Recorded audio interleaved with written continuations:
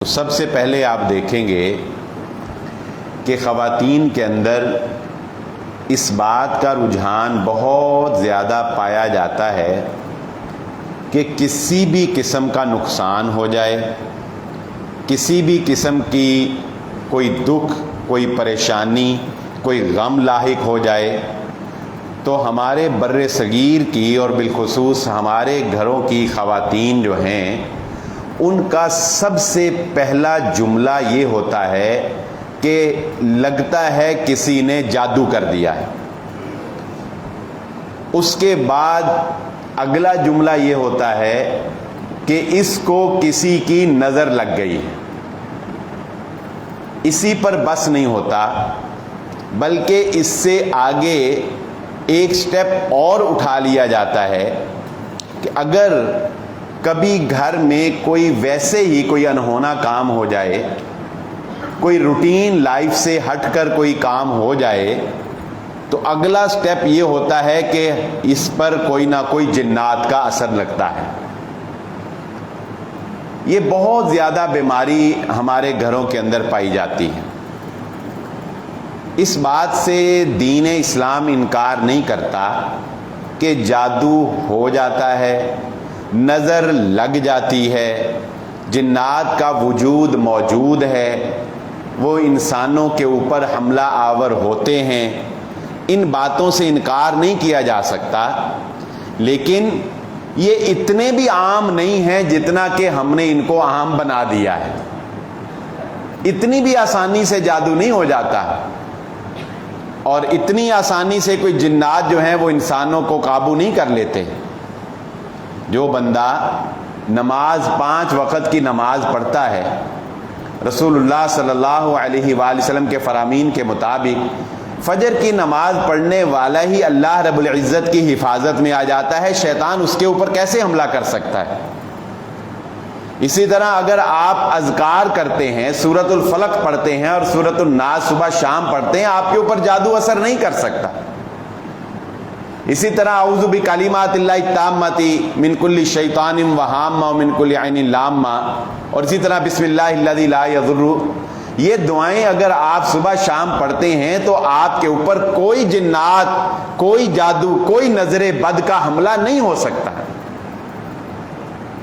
اس کا دوسرا نقصان یہ ہوتا ہے کہ پھر ہمارے خواتین ہر بات کو جادو، جنات اور نظر بد کا نام دے کر نمبر 1 وہ جعلی فراڈ بابے اور عاملین کے پاس جاتی ہیں اور ان کی بیہودہ اور بد عقیدگی پر مبنی باتوں کے اوپر یقین رکھتی ہیں، جو اتنا سنگین جرم ہے کہ رسول اللہ صلی اللہ علیہ وآلہ وسلم نے فرمایا جو کسی عراف کے پاس گیا اور اس کی کہی ہوئی بات کو سچ سمجھ لیا، 40 دن تک اللہ رب العزت اس کی عبادت کو قبول نہیں فرماتے۔ اور جو کسی کاہن نجومی کی بات کو مان کر یہ سمجھ لے کہ اس کی بات سچ ہے، یا جو یہ سمجھ لے کہ اس نے ذائچہ نکالا اور ستاروں کی گردش سے اس نے دیکھا اور ستاروں کی حرکات ہماری زندگی پر اثر انداز ہوتی ہیں، اللہ کے نبی صلی اللہ علیہ وآلہ وسلم نے سخت ترین وعید فرمائی کہ جس نے یہ سمجھا کہ ستاروں کی وجہ سے بارش ہوئی، یعنی ستاروں کی وجہ سے ہماری زندگی پہ کوئی اثرات مرتب ہو سکتے ہیں، آپ صلی اللہ علیہ وسلم نے فرمایا اس نے کفر کی حالت میں صبح کی، یعنی اس نے اس شریعت کا اور اس عقیدے کا انکار کر دیا جس عقیدے کو محمد الرسول اللہ صلی اللہ علیہ وآلہ وسلم لے کر آئے۔ تو سب سے پہلے اپنے گھروں کی خواتین کا ایمان مضبوط کروائیں، اپنی بیٹیوں، بیویوں، ماؤں، بہنوں کا ایمان مضبوط کروائیں اور انہیں بتائیں کہ اللہ کے حکم کے بغیر کچھ نہیں ہوتا۔ یہ جادو ٹونے سے اپنی زندگی کو باہر نکالیں۔ اور اس کا دوسرا نقصان یہ عاملین یہ کرتے ہیں کہ ان باتوں کا سہارا لے کے ہماری خواتین کو آپسی رشتے داروں کے خلاف بھڑکا دیتے ہیں. ظاہر ہے اب جادو کیا ہے تو کسی نے تو کیا ہوگا. کس نے کیا بھائی؟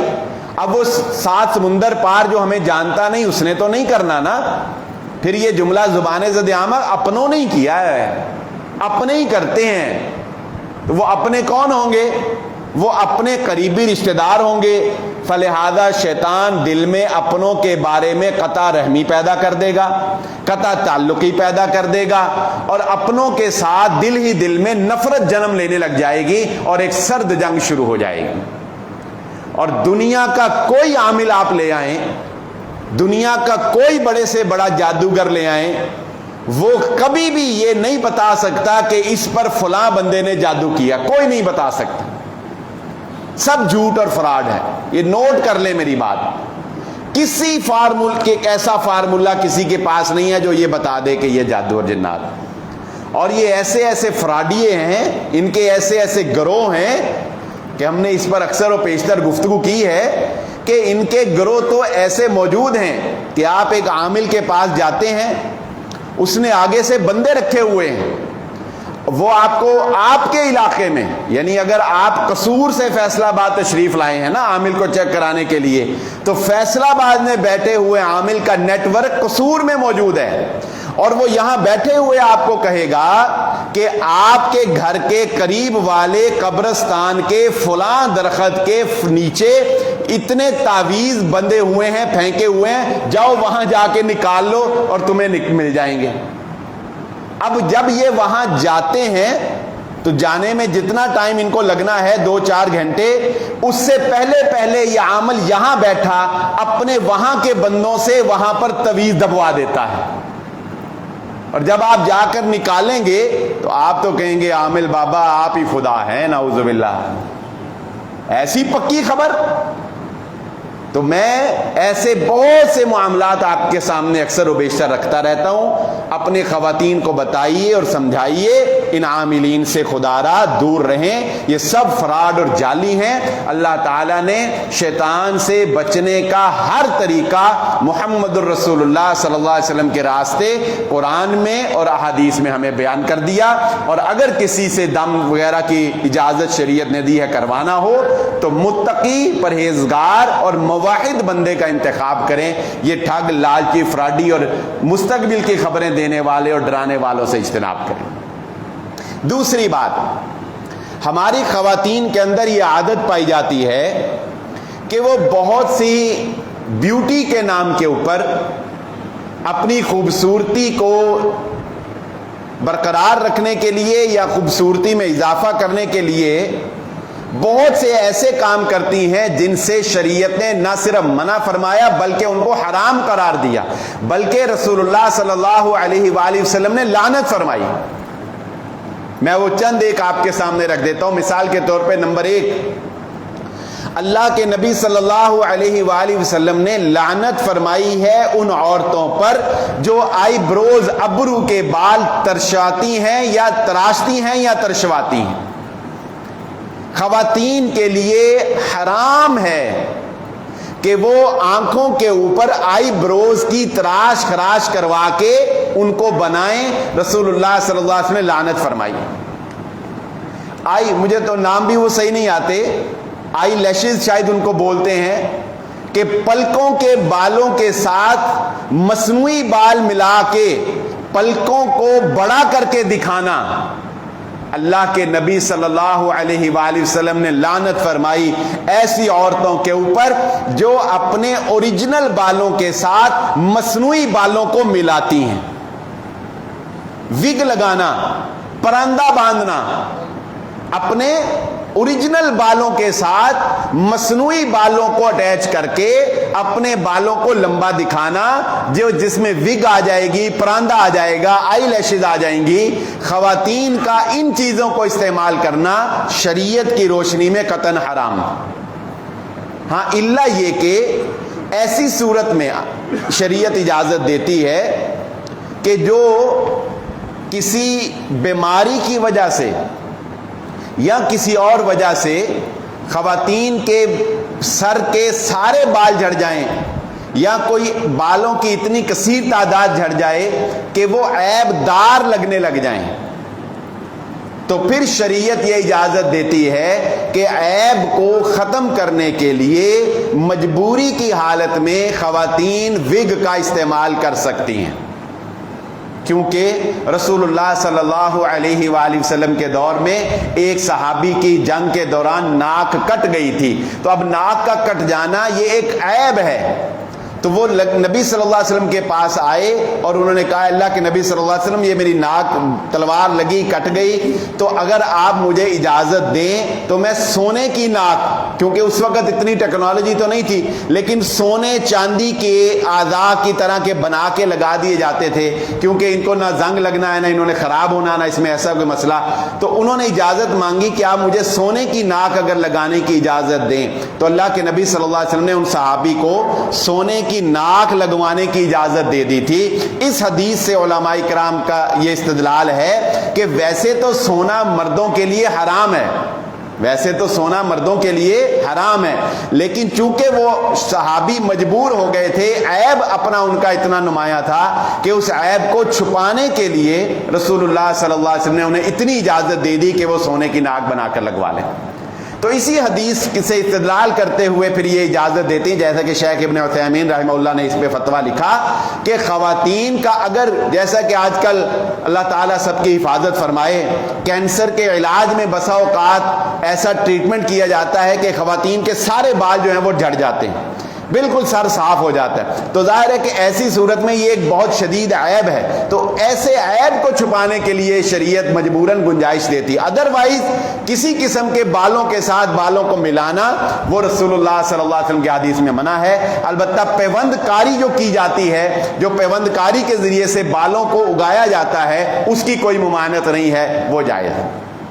اسی طرح اللہ کے بعد ہماری خواتین کے اندر فطرت کے خلاف چلنے کی عادت ہے، فطرت کے خلاف، جبکہ یہ بات ذہن نشین رکھیں، میں نے آپ کے سامنے ایک دفعہ آپ کو یاد ہوگا چائنا کی بھی ایک مثال رکھی تھی، جب انہوں نے چڑیوں کو مارا تھا، قحط آ گیا ان کے ہاں، دوبارہ چڑیاں وہاں لا کے آباد کرنی پڑی، کیونکہ چڑیاں وہ جانور وہ حشرات الارض کھاتی تھیں جو فصلوں کو برباد کرتے تھے، جب چڑیاں مر گئی ساری فصل برباد ہو گئی۔ آپ ایک ایکسپیریمنٹ کر کے دیکھ لیں، وہ بندہ جو رائٹ ہینڈر ہے، بعض ہمارے ہاں لیفٹ ہینڈ ہوتے ہیں اور بعض اکثر جو ہے وہ رائٹ ہینڈ ہوتے ہیں، آپ رائٹ ہینڈ سے اپنا نام لکھیں یا رائٹ ہینڈ سے کوئی بھی چیز لکھیں، ایک کاغذ پینسل لیں اور رائٹ ہینڈ سے لکھیں، فطرت نے آپ کو دائیں ہاتھ سے لکھنا سکھایا ہے، آپ بالکل ٹھیک لکھیں گے، اچھا لکھیں گے، پیارا لکھیں گے، وہی نام آپ اپنا لیفٹ ہینڈ سے لکھیں، بتائیں لکھا جائے گا؟ اول تو لکھا نہیں جائے گا، اور اگر لکھا جائے گا تو انتہائی بدصورت۔ کیا مطلب؟ آپ فطرت کے خلاف کبھی بھی اچھے طریقے سے نہیں چل سکتے، فطرت کے خلاف چلیں گے تو بدصورت ہوں گے۔ رائٹ ہینڈ سے لکھیں گے پیارا لکھا جائے گا، لیفٹ ہینڈ سے لکھیں گے گندا لکھا جائے گا۔ فطرت نے آپ کو رائٹ ہینڈ سے لکھنا سکھایا ہے، آپ کو رائٹ ہینڈ سے لکھنا ہے، فطرت کے خلاف چلیں گے آپ کبھی بھی فائدے میں نہیں رہ سکتے، یہ ایک مسلمہ سی حقیقت ہے۔ تو رسول اللہ صلی اللہ علیہ وآلہ وسلم نے فرمایا فطرت کا تقاضا ہے، فطرت کا تقاضا ہے کیا؟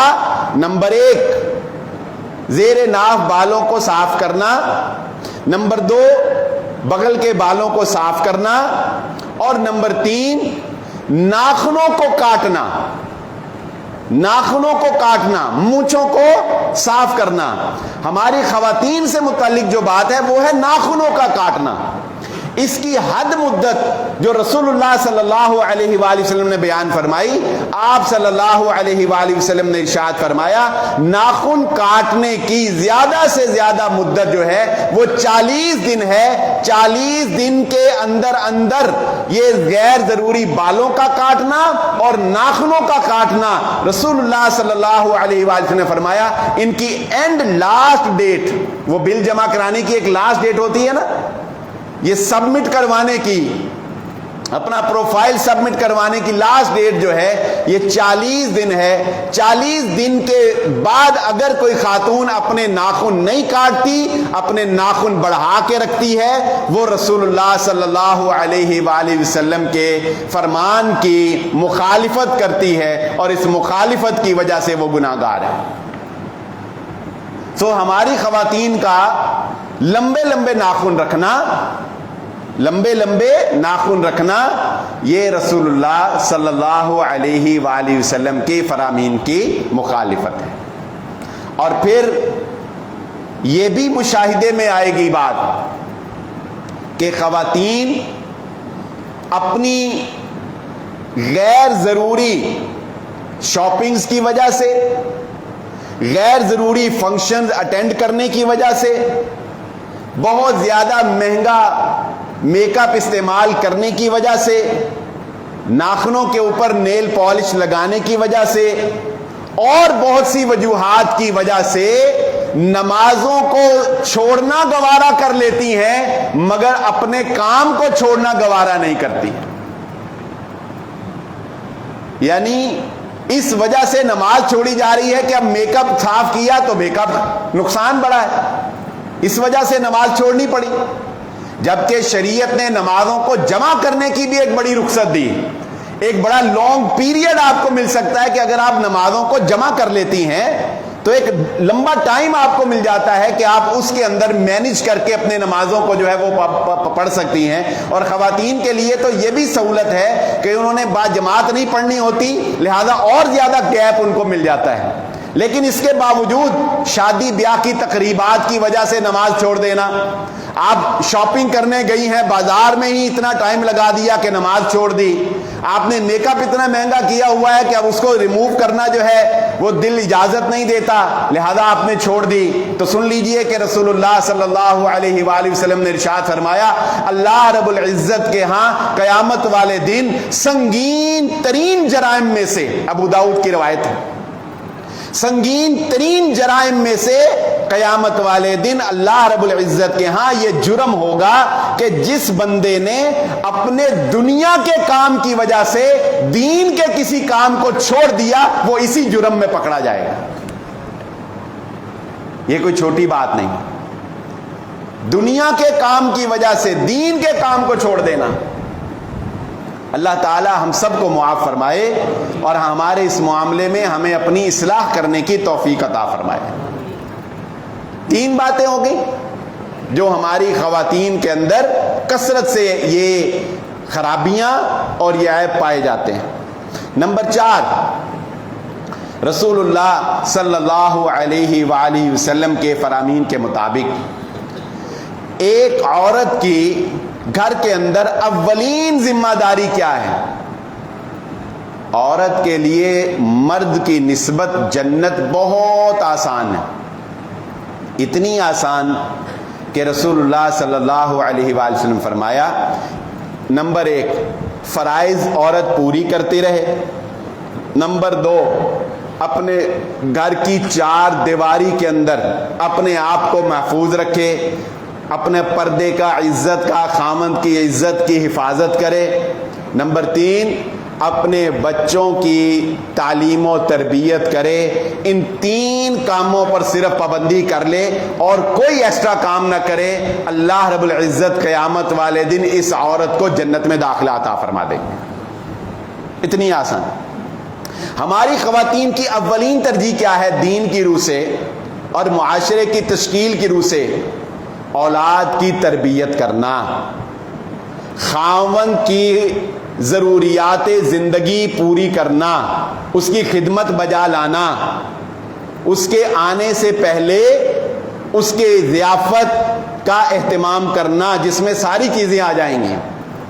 لیکن آپ اپنے معاشرے میں، میرے گھر میں، آپ کے گھر میں، ہر جگہ پہ یہ دیکھیں گے کہ ہماری خواتین فلموں کے آگے، ڈراموں کے آگے، موبائل فون پہ سارا دن جو ہے وہ آن لائن شاپنگ کرتے ہوئے، اور اس کے ساتھ ساتھ سہیلیوں کے ساتھ اب سہولت مل گئی واٹس ایپ کے اوپر باتیں کرتے ہوئے، یعنی اگر خواتین ڈرامے فلمیں دیکھنا چھوڑ دیں تو میرا خیال ہے یہ انڈسٹری ویسے ہی بند ہو جائے. ہماری خواتین کی ترجیح کیا ہو گئی؟ وہ ڈرامے ہیں. اور یہیں تک بس نہیں ہے, ان ڈراموں کی وجہ سے پھر وہ یہ چاہتی ہیں کہ ہمارا لائف سٹائل بھی ویسا ہی ہو جیسا ہم نے ڈرامے میں دیکھا. اب وہ بیچارہ خامند نہ اتنے وسائل رکھے, بھئی وہ تو ایک مصنوعی لائف ہے, ایک آرٹیفیشل لائف ہے, ایک دھوکہ ہے. جتنا بڑا دھوکہ یہ میڈیا ہے شاید اس وقت دنیا میں کوئی اور چیز نہیں ہے. جتنا بڑا دھوکہ اس وقت یہ میڈیا ہے. وہ بندہ جو آپ کو ہوائی جہاز سے یا ہیلی کاپٹر سے نیچے گرتا ہوا نظر آ رہا ہوتا ہے, وہ شاید اس ممبر جتنی اونچی جگہ سے ہی چھلانگ مار رہا ہو. وہ اتنی 3 سٹیپ سے چھلانگ مارے گا اور کیمرہ اس کو دکھائے گا کہ وہ ہیلی کاپٹر سے چھلانگ مار رہا ہے. اتنا بڑا دھوکہ. تو ہماری خواتین کو یہ دھوکہ لے بیٹھا. ڈراموں کو دیکھ کر وہ یہ سمجھ رہی شاید یہی ریئل لائف ہے. وہ چمک اور دھمک, وہ مصنوعی زندگی دیکھ کر وہ یہ سمجھ بیٹھی کہ یہی حقیقت ہے, حالانکہ وہ حقیقت نہیں ہے. اس کی بہت پیاری وضاحت اللہ رب العزت نے بہت پہلے 1400 سال پہلے یہ بیان فرما دی تھی کہ دنیا کی زندگی سوائے دھوکے کے اور کچھ نہیں ہے.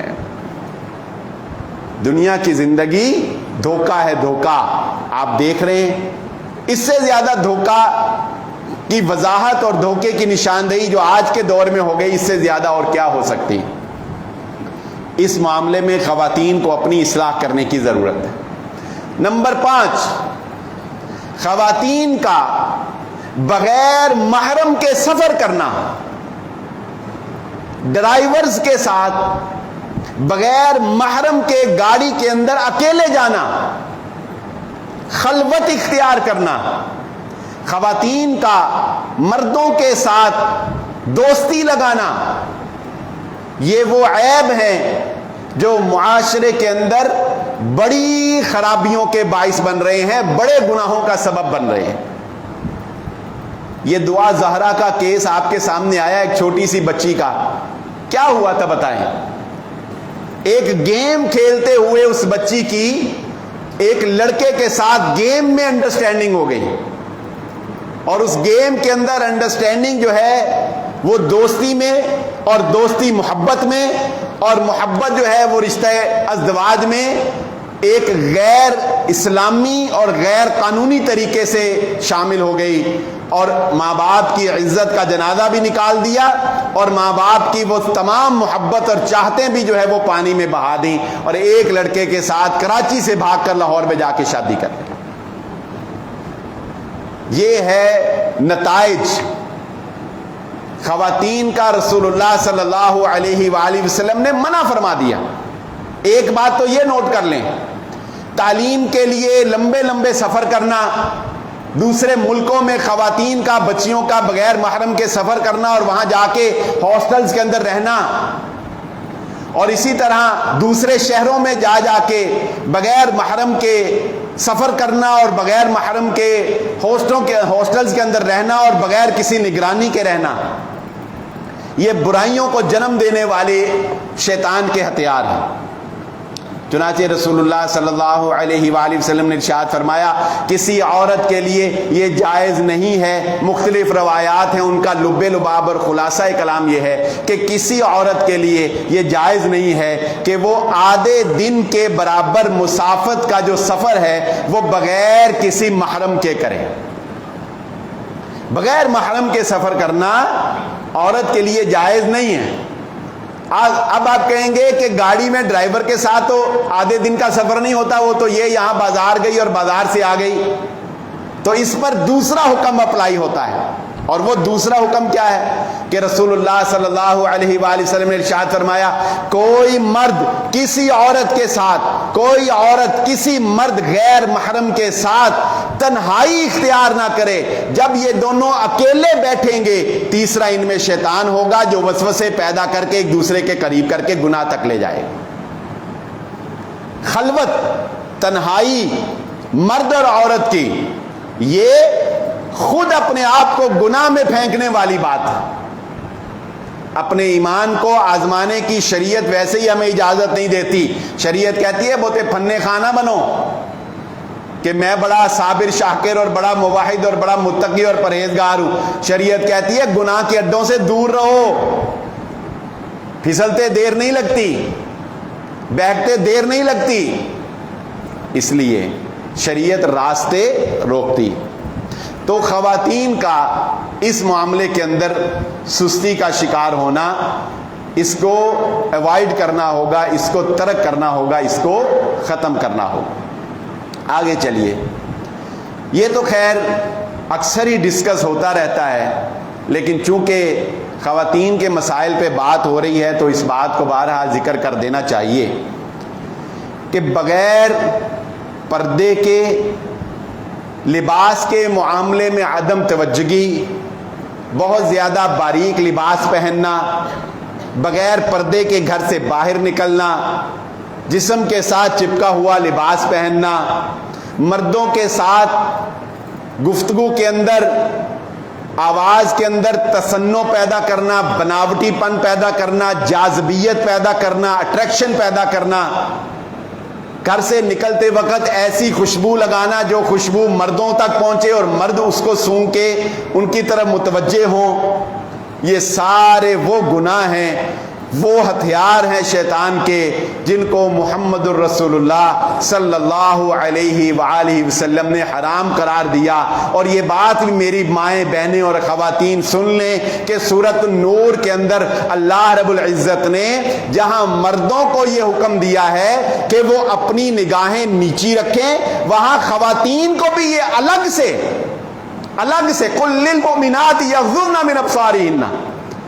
عام طور پہ جو حکم مردوں کے لیے ہوتا ہے خواتین اس میں شامل ہوتی ہیں، لیکن جب کوئی خاص بات ہوتی ہے نا، السارق والسارقۃ، چور مرد کا ذکر الگ کیا، عورت کا الگ، الزانیۃ والزانی، زنا کرنے والی عورت کا ذکر الگ کیا، مرد کا الگ.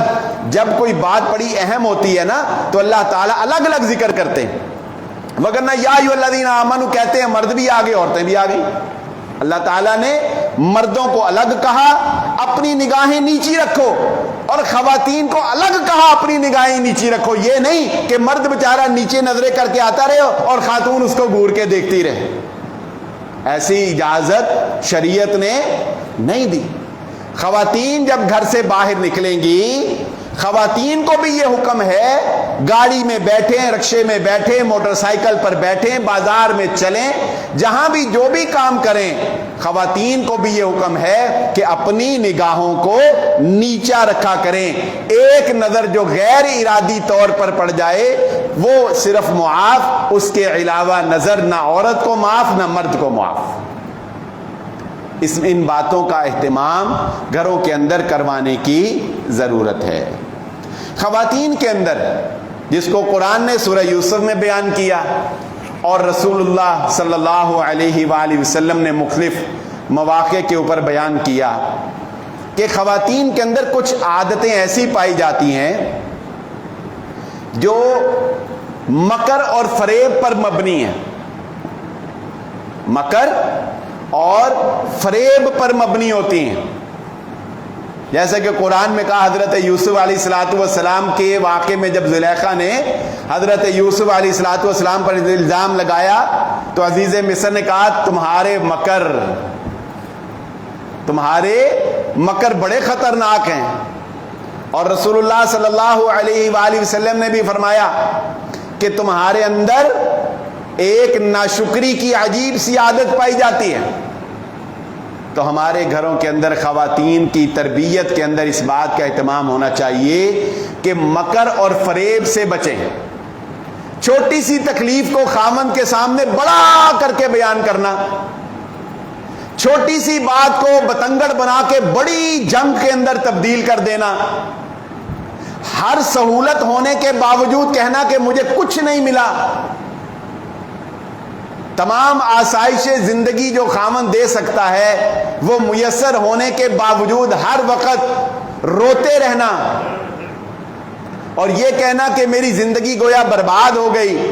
یہ وہ عادتیں ہیں جو ہمارے گھروں کے اندر عدم تربیت کی وجہ سے خواتین میں پائی جاتی ہیں، اور رسول اللہ صلی اللہ علیہ وسلم نے فرمایا انہی عادتوں کی وجہ سے میں نے جہنم میں عورتوں کی کثرت کو دیکھا ہے۔ صبر کا کم ہونا، برداشت کا کم ہونا، ایسی ایسی صابرہ عورتیں اسلام نے پیدا کی ہیں، اللہ کی قسم۔ بیٹا فوت ہو گیا، خامند کام سے واپس آیا، خاتون نے بیٹے کی میت کو گھر میں رکھا، خامند کا ویلکم کیا، اس کو کھانا بنا کر دیا، کھانا بنا کر دینے کے بعد خامند کی طبعی ضرورت کو پورا کیا۔ جب خامند ریلیکس ہو گیا، بڑے ہی باتوں میں پہلے اس کی ٹریننگ کی، پہلے اس کی کاؤنسلنگ کی، اس کو بتایا اللہ جو نعمت دیتا ہے اللہ لے سکتا ہے، اللہ امانت دیتا ہے اللہ لے سکتا ہے۔ اس کی مکمل ذہن سازی کرنے کے بعد رات کے وقت اس کو بتایا اللہ نے ہمیں بیٹا دیا تھا، اللہ نے واپس لے لیا، یہ کوئی اور نہیں، یہ محمد رسول اللہ صلی اللہ علیہ وآلہ وسلم کے دور کے اندر صحابیہ کا واقعہ۔ عورت تھی نا، ادھر ہلکی سی بات، ہائے مارے گئے لٹ گئے، کچھ ہے ہی نہیں ہے، فلاں ہو گیا، یہ ہو گیا، وہ ہو گیا۔ وہ مشہور مثال ہے عورتوں کی کہ خامن گھر میں آتا ہے تو سر پہ دوپٹہ باندھا ہوتا ہے۔ وہ دوپٹہ باندھنا دراصل مبالغہ ہے، دھوکہ ہے، فراڈ ہے، بتانا ہے کہ سر اتنا دکھ رہا ہے کہ بس کام کوئی نہ کہنا۔ تو یہ وہ بری عادتیں ہیں جو خواتین کے اندر پائی جاتی ہیں، شیطان ان کے ذریعے سے گھروں کو برباد کرتا ہے، اور ان طریقوں سے ان بد اخلاقیوں کی وجہ سے خواتین کی کثرت جو ہے وہ رسول اللہ صلی اللہ علیہ وآلہ وسلم نے فرمایا وہ جہنم کے اندر پائی جائے گی۔ باتیں تو اور بھی بہت سی ہیں اس موضوع سے متعلق، لیکن اہم باتوں میں سے ایک بات اور سمجھ لیتے ہیں، اہم باتوں میں سے ایک بات اور سمجھ لیتے ہیں کہ آج کل اس بات سے دین کبھی انکار نہیں کرتا، نہ ہم اس بات سے انکار کرتے ہیں کہ خواتین کو تعلیم حاصل کرنی چاہیے، لیکن بہت سی خواتین کا اس بنیاد پر کہ میں نے تعلیم حاصل کرنی ہے یا میں تعلیم حاصل کر چکی ہوں، ان دو بنیادوں پر بہت سی غلطیوں کا ارتکاب کرنا۔ مثلا تعلیم حاصل کرنے کے لیے کو ایجوکیشن کو سلیکٹ کرنا کہ چونکہ میں نے فلاں سبجیکٹ پڑھنا ہے، چونکہ میرا فلاں شوق ہے، لہذا یہ سبجیکٹ کو ایجوکیشن کے بغیر پڑھایا نہیں جاتا، لہذا مجھے اجازت دی جائے کہ میں کو ایجوکیشن میں ایڈمیشن لوں۔ غلطی، سبجیکٹ تبدیل کر لیں، دین پہلے، آپ کا شوق بعد میں۔ نمبر 2، تعلیم مکمل کرنے کے نام کے اوپر اور پھر اس تعلیم کو پریکٹیکل طور پر نافذ کرنا کہ بھئی میں نے اتنا پڑھا ہے اب میں پڑھ کے گھر بیٹھ جاؤں، ہے کہ نہیں یہ جملہ زبان زد عام؟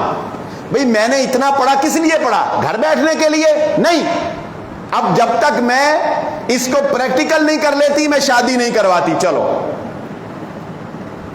بہت سے رشتوں میں تعلیم حاصل کر کے اس کو پریکٹیکل لائف میں لانے کی وجہ سے شادیوں میں تاخیر، اور شادیوں میں تاخیر رسول اللہ صلی اللہ علیہ وسلم نے فرمایا تھا جب تمہارے پاس تمہارے بیٹے کا، تمہاری بیٹی کا ایسا رشتہ آ جائے جس کا اخلاق تمہیں پسند ہو، جس کا دین تمہیں پسند ہو، جو رشتہ تمہارے معیار کے مطابق ہو، اس کے باوجود تم اسے ریجیکٹ کر دو تو سمجھ لینا پھر زندگی کے اندر، دنیا کے اندر، معاشرے کے اندر فتنے پھیل جائیں گے، اور وہ فتنہ یہ ہوگا کہ پھر تم رشتے تلاش کرتے پھرو گے لیکن پھر رشتہ نہیں ملے گا۔